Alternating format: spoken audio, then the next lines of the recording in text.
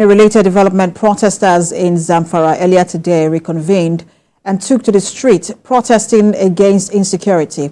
The five of the protests took a different dimension as the protesters were waving Russian flags and leaves, calling on foreign governments to come to the rescue of Nigerians.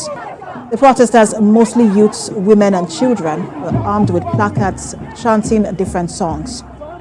On this, the Chief of Defense Staff has warned sponsors of anarchy flying the Russian flag on Nigerian soil to desist, as he says the sponsors will be brought to book. The government of the Russian Federation has also dissociated itself from the display of the Russian flag in some parts of the northern states in the nationwide protests. Service chiefs and other heads of security agencies meet President Bola Tinubu inside the villa as their operatives are busy on the streets restoring peace in parts of the country where protests turned violent. President Bola Tinubu had appealed to protesters and the organizers to suspend any further protest and create room for dialogue.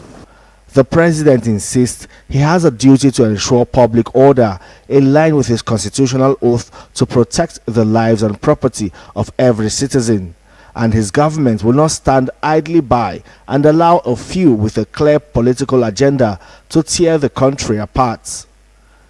The organizers of the protest assured that the nationwide demonstrations will be peaceful, but instead it has been violent and has kept security agencies busy. The new trend of protesters waving foreign national flags got the attention of the army and security agencies.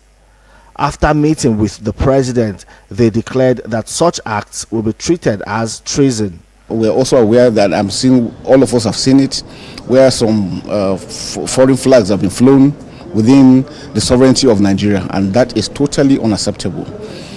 We are warning in clear terms, and the president has also said we should convey this, that we will not accept anybody, any individual flying any foreign flag in Nigeria.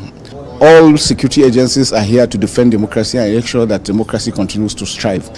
For those of them flying flags, if you see a lot of them are kids being pushed to do that. We're following up with those ones that are sponsoring them, those that are pushing them, because the flags were also made. We identified those areas and we're going to take serious action against that. In the coming days, with the threat level raised, violent protesters will face tough times as citizens have been reassured of the safety of lives and property. The service chiefs and other heads of security agencies have once again pledged their loyalty to the Commander-in-Chief of the Armed Forces and their allegiance to Nigeria. But for now, their priority is to deal with subversive elements alleged to be inciting violent protests across the country. Femi Akonde, TVC News, Abuja. The ongoing nationwide protest took an international